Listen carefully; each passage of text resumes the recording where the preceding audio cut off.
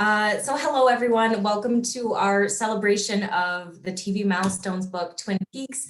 My name is Marie Sweetman. I'm the acquisitions editor at Wayne State University Press, responsible for our film, television, and media studies, including our TV Milestones series.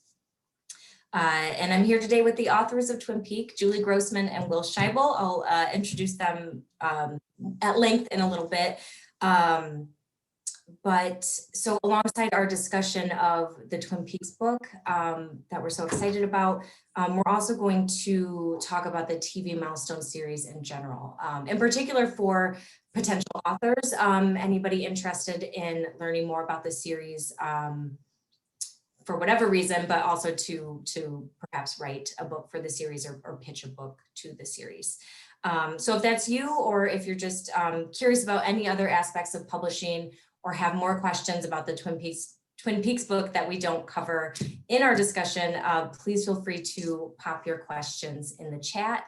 We'll definitely have a few minutes at the end to talk about those and to answer any questions. You can also use the hand raise feature, and yeah, so we'll keep ourselves muted for now. Yeah, use the chat box for questions. So for those who don't know, the press has, the Wayne State University Press has been publishing TV Milestones since 2004 was our first one. And these are distinctive short books. They're just 30,000 words written in a critical, but also accessible and lively style. That's sort of, I'm so sorry, that is my cat. Each of these books focuses on a single television show, and it's really putting the show in the context of history, television history, a broader cultural history, as well as doing a close reading of one or two representative episodes. And we really think that there's something in these books for just about anyone. They're fan-oriented and as well as student and scholar-oriented. So I would like to introduce our two co-authors now. I'm going to read their bios. So Julie Grossman is professor of English and Communication and Film Studies at Lemoyne College. She is author of Rethinking the Femme Fatale and Film Noir, Ready for Her Close-Up, Literature, Film, and Their Hideous Progeny, Adaptation and Elasticity, and The Femme Fatale. She's co-author with Therese Grisham of Ida Lupino, director, Her Art and Resilience in Times of Transition, and of course, co-author of Twin Peaks with Will Scheibel. She's co-chair with Camilla Elliott of the Association of Adaptation Studies and founding co-editor with R. Barton Palmer of the book series Adaptation and Visual Culture. With Palmer, she co-edited the essay collection Adaptation and Visual Culture, Images, Texts, and Their Multiple Worlds. She's currently working with Palmer on a book about performance and classic film noir. And Will Scheibel is Associate Professor of English at Syracuse University, where he teaches film and screen studies. He's the author and co-editor, respectively, of two books on director Nicholas Ray, American Stranger, and with Stephen Ryman, Lonely Places, Dangerous Ground. Currently, he's working on a star study of actress Jean Tierney, and with Julie Grossman, he's the co-author of Twin Peaks. So we'll just get started talking about Twin Peaks. I'm really honestly excited to hear a little bit more about the genesis of this project. So my first questions are really, why Twin Peaks and why TV Milestone series? So why this book for this series? And I'll turn it over to you guys.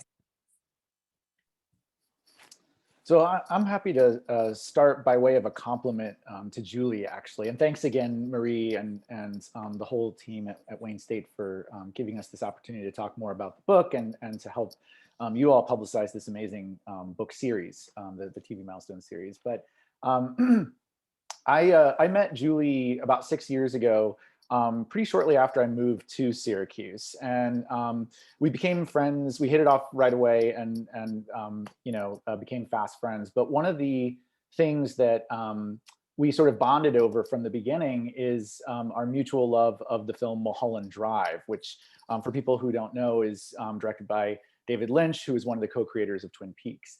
And Julie has a chapter in her book, Rethinking the Femme Fatale, all on Mulholland Drive. It's the last chapter of the book. And I actually read it somewhat coincidentally right before I met Julie. And I thought it was like one of the best readings of the film that I had come across. And so, you know, we initially, you know, through our first kind of meetings and talking about film and so forth, Mulholland Drive came up a lot. And then fast forward a few years later, I was working on an article about Mulholland Drive, and I met with Julie, and Julie was giving me feedback on the article.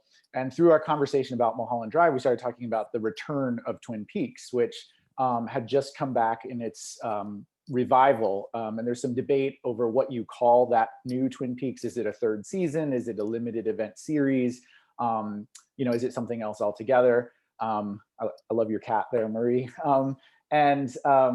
So we were, you know, talking about Twin Peaks as it was sort of wrapping up on Showtime. So there was a kind of synchronicity there, and we both realized that we had similar takes on Twin Peaks. And so we were talking about how we were kind of surprised that there hadn't been a kind of close investigation of Twin Peaks as itself a primary text. I mean, there's been a lot of scholarship written on Twin Peaks in relation to other things like postmodernism or just network television in the 90s, and all really, sorry, I keep flipping my headphones here, all really important works. In fact, one of the first really important pieces of scholarship on Twin Peaks came out of Wayne State University Press in the 90s. It was an edited collection called Full of Secrets.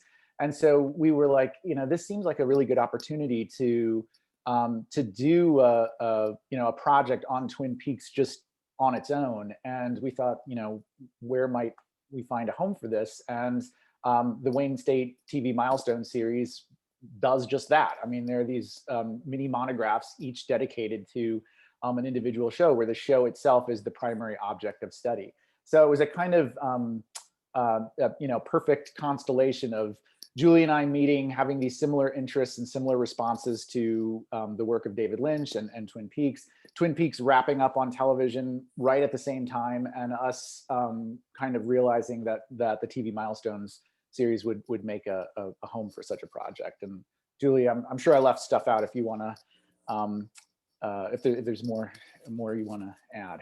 Well, I would just say we were both tremendous fans of the show, and we shared a passion for the show's uniqueness, its imaginative energy, its incredible performances, and its insights into the world and issues of textuality.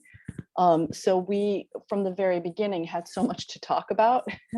And also, I think Twin Peaks was actually marketed. Did you say this, Will, about how Twin Peaks was actually marketed? It was pre-sold as a milestone, you know, articles about how Twin Peaks was going to change television. So in that sense, also a kind of perfect match for the series. So, yeah. Thank you both. Yeah, I mean, yeah, that makes a lot of sense. And I feel like you handled that really delicately as well, like a show that was sold in that way. How do we actually write about it as a milestone to give it all that? Which leads really, I mean, I would love to hear more or have you tell us more about the book itself. So what did you choose to cover? How did you make decisions on, you know, how to narrow that scope?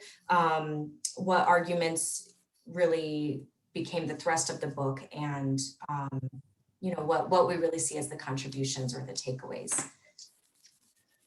Well, I guess I'll start with this one. I'll say a word on two of the chapters, the one on the femme fatale figure and on adaptation and paratextuality. These were both areas of interest of mine that I was excited to bring to the project. So regarding the femme fatale, Will and I wanted to foreground the power and strength of the female characters, their struggles and traumas, but also their centrality to the show, their dynamism and their agency. which we thought had not yet been fully examined. So characters like Laura Palmer and Audrey Horne, and in the return, Diane, Janie E, and Sarah Palmer, like the femme fatale, are not reducible to good woman versus bad woman. So the show, like the femme fatale figure, often deconstructs the stereotype. And so also gender issues are just one example of the show's blurring of boundaries and collapsing of binaries. We also explore in the last chapter how the show is interested in dissolving lines between text and not text, text and the real. And that makes me think of David Lynch's comment about how Twin Peaks has always been out there. It's just whether or not a camera's pointing at it. So this chapter addresses Twin Peaks paratext to explore the Twin Peaks ever expansive story world, such as in Mark Frost's novels, The Secret History of Twin Peaks and Final Dossier, which came out around the time of the return.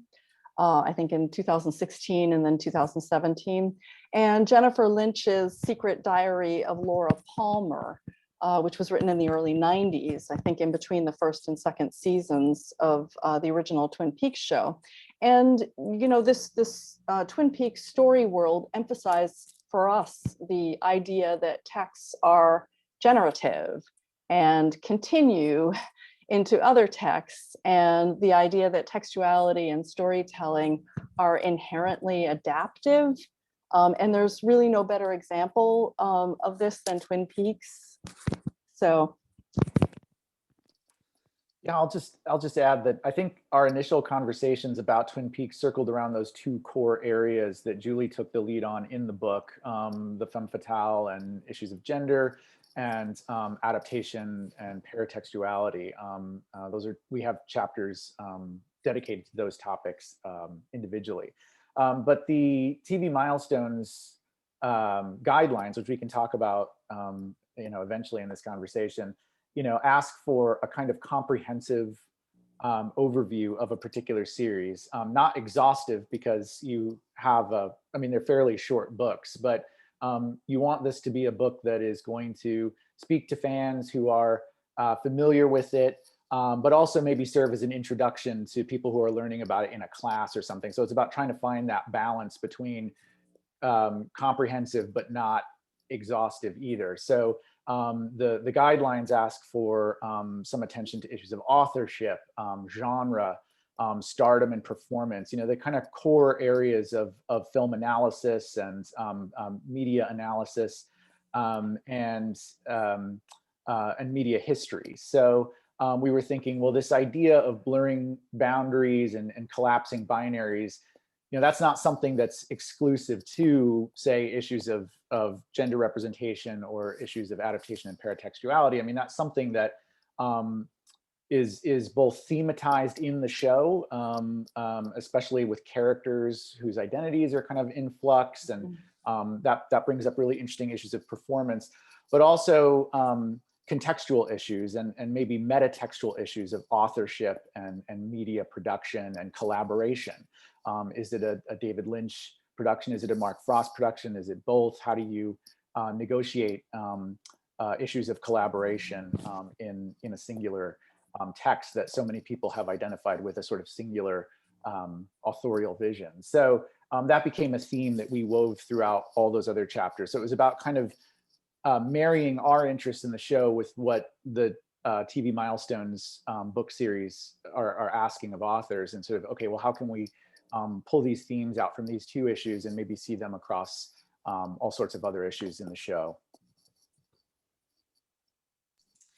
I have to ask if either or both of you have a favorite paratext. So as a fan of the show, is there any of these collateral things that really are fun for you, or ones that maybe you hate and wish didn't exist in some?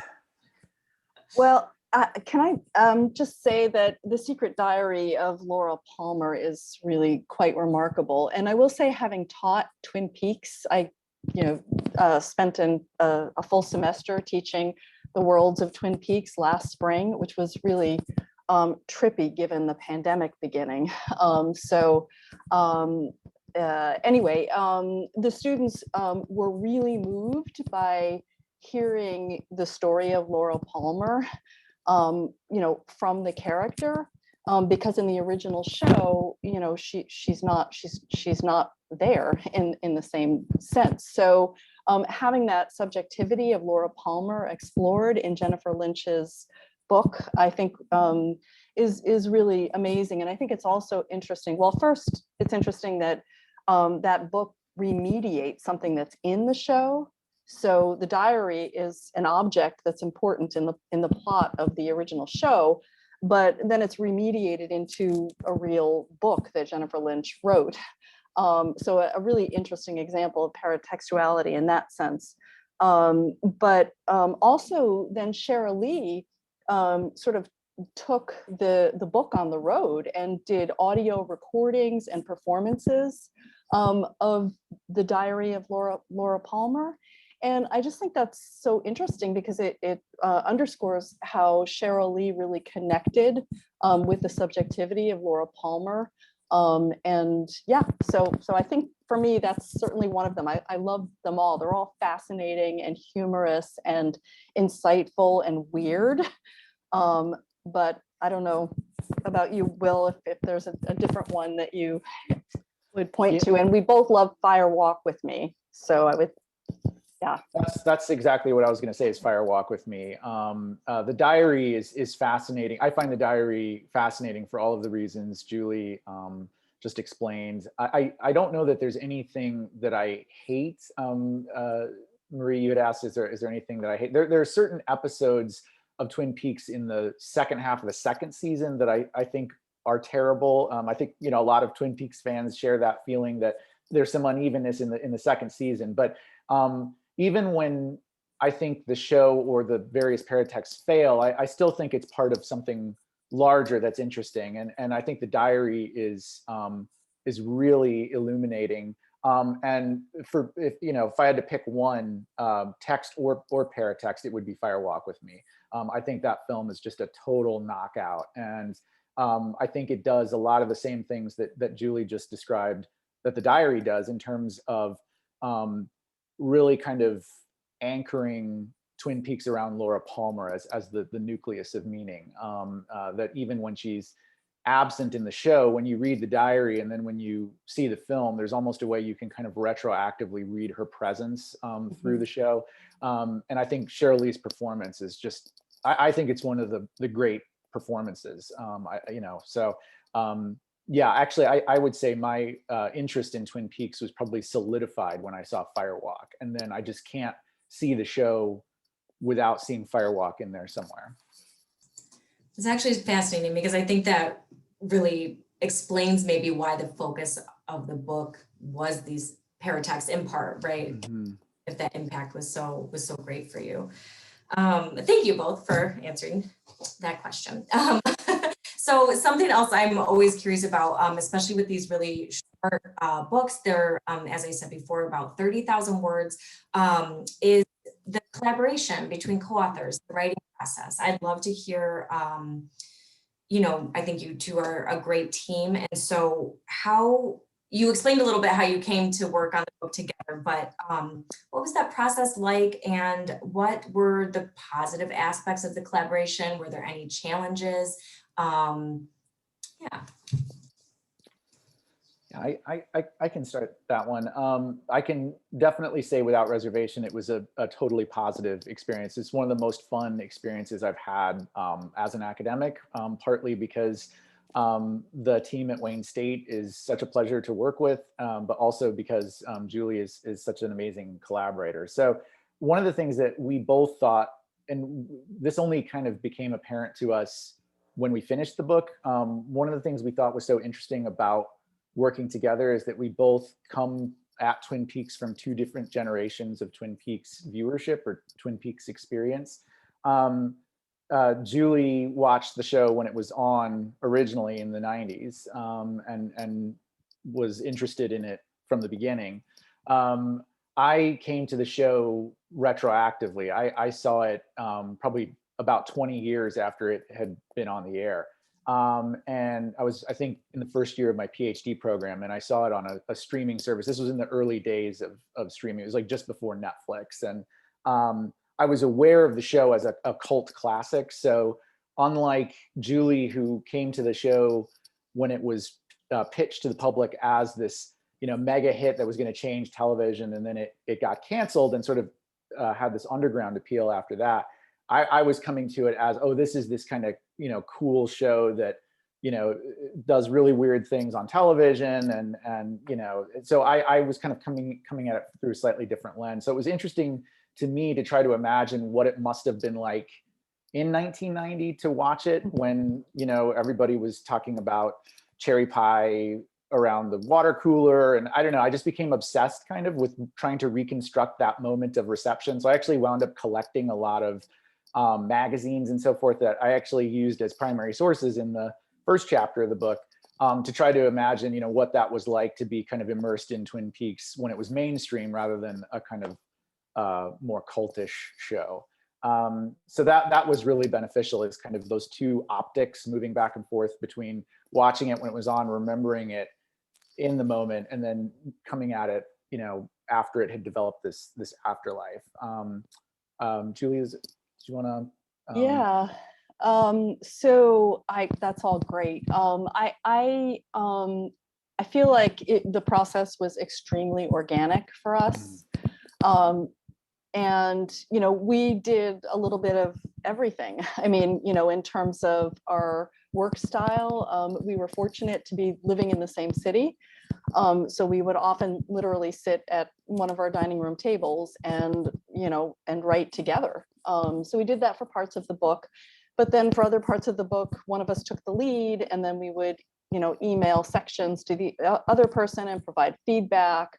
It was just a really organic and very enjoyable experience. And, you know, just a couple of other things on this topic. You know, I learned so much from Will working with him. We share a lot of the same interests, but we bring some different insights to the material. And that was just so rewarding and exciting to be discovering and rediscovering this material as a writing team. So it was just a ton of fun. And, you know, also because Twin Peaks is such a weird space to inhabit. I mean, I'm not going to lie, I had a lot of nightmares, you know, immersing myself in the show and the paratext, and, you know, you start to see the excessive weirdness in everyday life. And having somebody to talk to about that, you know, who is, you know, in an analogous way invested and understands was really, you know, was great. So, and then finally, we were super fortunate to be able to tour the Twin Peaks landscape together. So SCMS was in Seattle in 2019. So we were able to take a side trip to Snoqualmie, Washington, and North Bend and Fall City. That was a really special experience. We became friendly with the then owner of the Double R Diner, which was, you know, called in real life Tweed's Cafe. And he actually let us use a photo of the mural that was on the back of his restaurant for our cover, which is my virtual background here. So, you know, this was, you know, kind of, you know, our life, you know, as well as our work in that sense. And it was really, it was a great experience. And I'm very deeply grateful to have been able to work with Will on the project. Thank you both for sharing that. I think that it feels really, your passion and that personality really came through, I think, working with you on the book as well. And the idea of collaborating at a kitchen table feels so foreign at the moment and so precious. So I am even more grateful that that love, that collaboration really showed up in this book. yeah, shout out to that incredible cover art, which I feel like we're really lucky to have. I kind of want to do a little close up of the book here, just for it's cast in this atmospheric red. So I have a couple more questions. Please feel free to ask those in the audience. Please ask questions away, or store them up to raise your hand. But okay, so we are, lost track.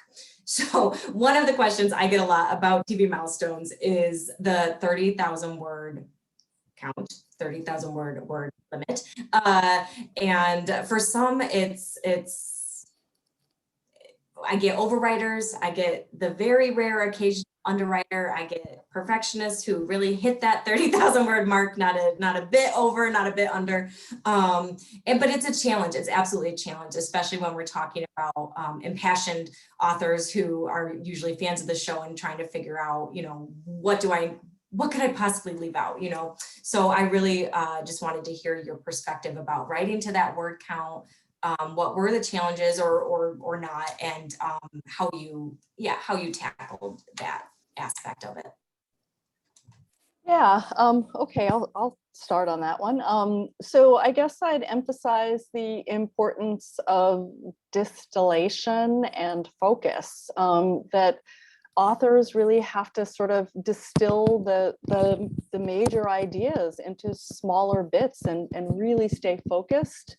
For us, really, we tended to focus on the positive consequences of a short book. The book is less expensive. The fact that I was able to assign it to my students when I was teaching Twin Peaks.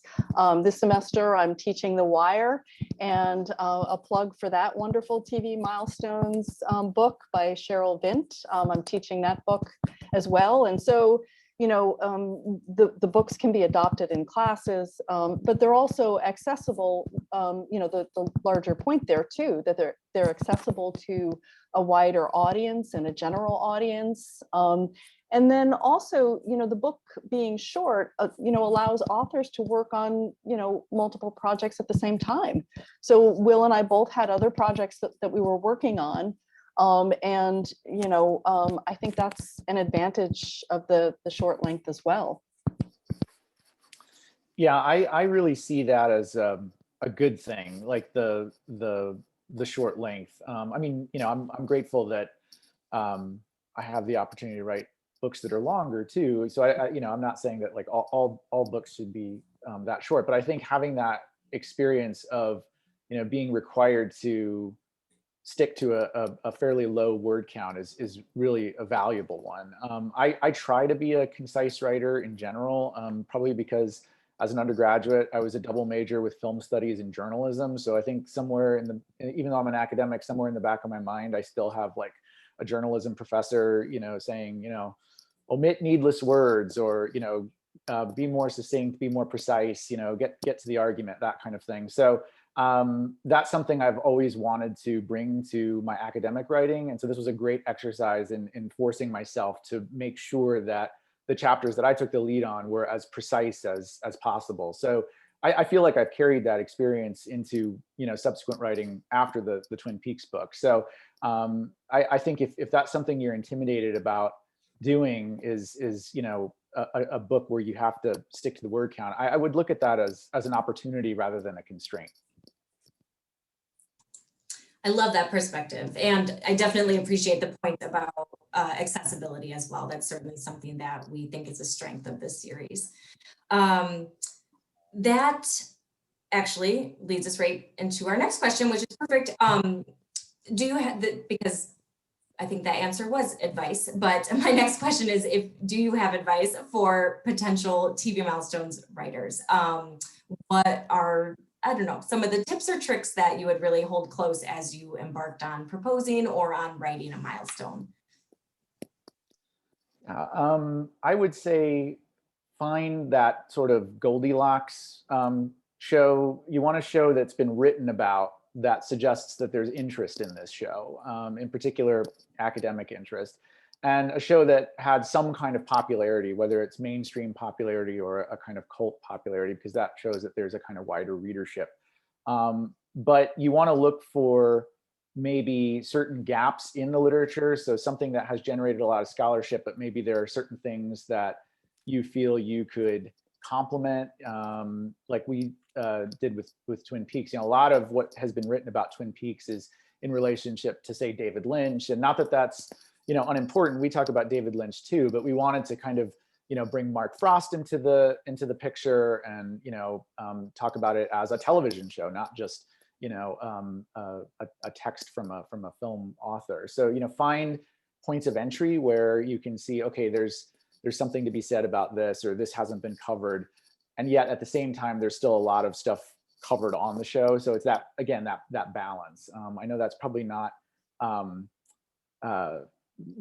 I'm advising students, I'm always conscious of trying to meet what they're looking for when it's like, okay, do this, this, and this. I don't have that kind of advice for you, unfortunately, but it's a feel thing, much like Twin Peaks, I guess.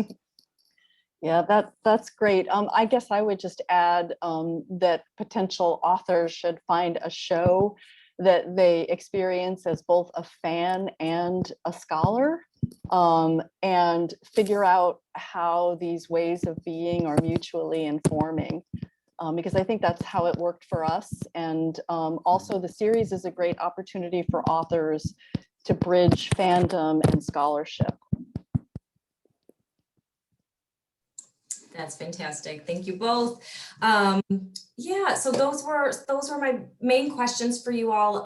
Again, if anyone in the audience has questions about Twin Peaks, about the series, please go ahead and put them in the chat box. But I'm gonna talk just a little bit as we wrap up, talk about the proposal guidelines for TV Milestones, and if anything else comes up from you, Julie, and Will, feel free to interrupt me. But so I'm gonna first share the link here in the chat to our proposal guidelines. Nope. There we go. And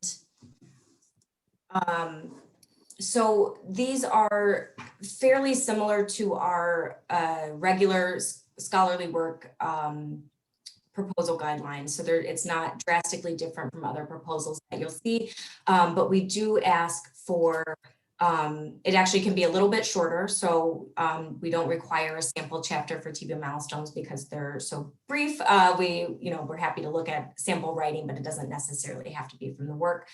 So we're really looking at these detailed chapter outlines, the annotated table of contents, so we can get a sense of the organization, the sense of that argumentative through line. What's the story we want to tell? And I think, as Will and Julie said, finding that fan and scholar approach is really valuable, and especially in this first starting to think about it. You'll see on our list there, we asked for kind of a long list of stuff that I think can feel really daunting. I definitely get questions about, we asked for broadcast history, audience reception, television history, legacy, generic affiliations, and a few more things. And I definitely sometimes get questions about, how do I fit it all in, but I think it doesn't have to, not a single one of these things has to be the main part of what you talk about. One thing maybe will become more of your approach, whereas the rest are sort of folded in throughout other parts of the writing. So I really think first about that argument that you're creating, and look at how these other aspects might be folded in. So those are, they're also template books is the other thing I wanted to mention. As you've seen, if you've seen our TV Milestones, they're compact, 5x7, and they are accessible. So those are sort of the main details there with our proposal guidelines. And I do want to plug one more time our beautiful Twin Peaks book, and just putting that direct link there in the chat. And yeah. So it looks like we have a question from Landon Palmer. And Landon, do you want to ask the question? Yeah, sure. I'll just go Yeah, ahead. please go ahead. So Will had mentioned a couple of things about thinking about Lynch's collaboration with Frost, and putting the promotion of the initial run within its context. And I was just wondering, I taught in intro to TV class for the first time this past fall, and I assigned the pilot of Twin Peaks, and I found myself, I set it up by talking about its influence on later, more contemporary serial television. But I found that in our discussion, I was talking a lot more about the primetime soap opera, because that is kind of the most alien thing about the show now, compared to what we might expect from serial TV that you can go back and look at. So to me, it just really struck me upon rewatch that as much as Lynch's filmography is important for understanding that show, so is Mark Frost's work, and so are other primetime soap operas like Dallas. And so I'm just curious as to how much of primetime network TV of the late 80s and early 90s kind of factored into looking back at the first two seasons. Yeah, thanks, Landon. I totally agree with you about the generic importance of the primetime soap opera. So that factored in actually pretty early on in terms of our organization of the book.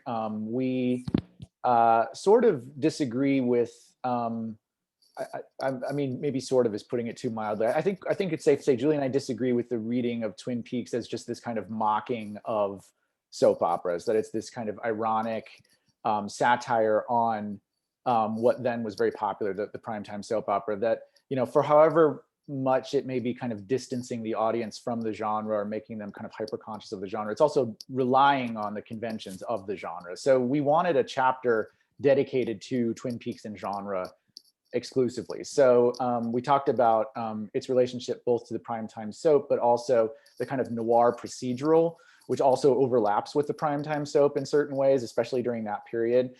So that was how we addressed the genre question, is we just gave it its own chapter. In terms of the authorship and production context, some of that stuff has been written about already. So one of the things I would advise anybody doing a TV Milestones book is rely on your endnotes and footnotes to do the talking, rather than recapping a lot of things that's already been written. If it's well known, and in Twin Peaks scholarship, this stuff is pretty well known. We just said, see Robert Thompson, or see Kristen Thompson for some of that stuff that we didn't want to rehearse quite so much of. So we relied on footnotes to do that kind of work, and didn't want to spend a lot of time also rehearsing the David Lynch auteur signatures either. Again, we sort of relied on footnotes and endnotes for that. The way we approached the production chapter was kind of just reconstructing it narratively, because I think there's a lot of confusion about who did what and when certain things happened.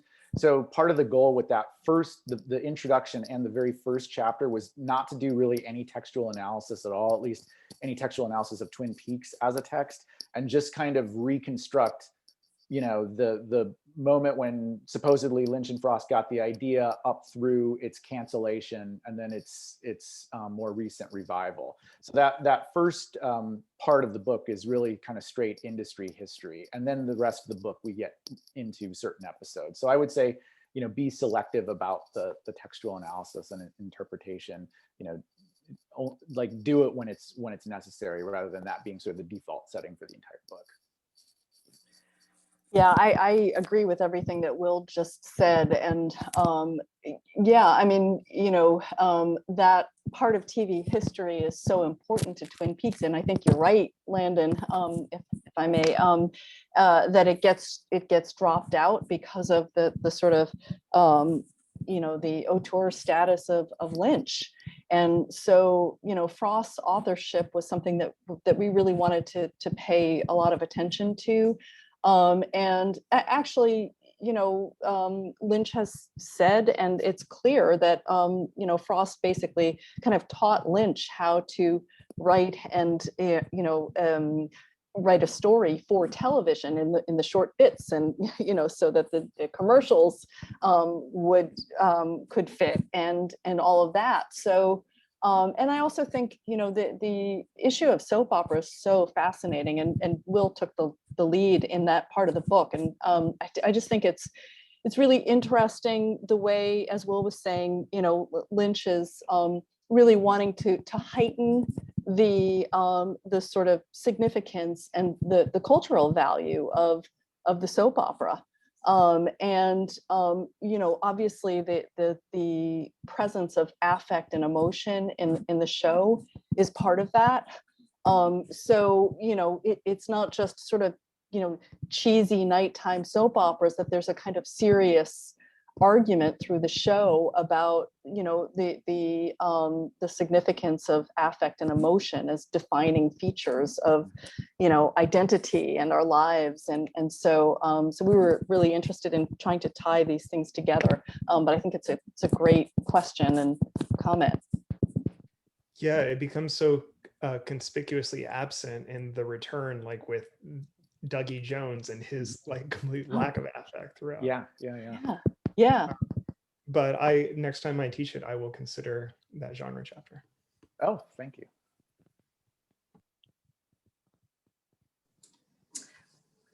Thank you all. So if we don't have any further questions, we can wrap it up. I'd really love to thank Julie and Will. Thank you so much for A, writing this beautiful book, and B, spending time with us here tonight to celebrate it. Can I just thank you, Marie, for being an incredible editor and cheerleader for the series and for our book. And you've been really great to work with, and the whole team at Wayne State. Emily and everybody at Wayne State is really fantastic to work with. So that's a plug to prospective authors there too. Yeah, I would 100% second everything Julie said. If you're lucky enough to work with this group, you would not find better hands to have your book in, whether it's TV Milestones or anything else. So they are amazing people and amazing supporters and editors, and everything from the editing to the design. And I mean, the book itself is just a great object. So that's incredibly kind. We're all as blushing red as the red now. Thank you so much, everyone. Thank you for coming. And yeah, keep your eye out for TV Milestones. Thank you for coming, and thanks for doing this. Thanks, everybody.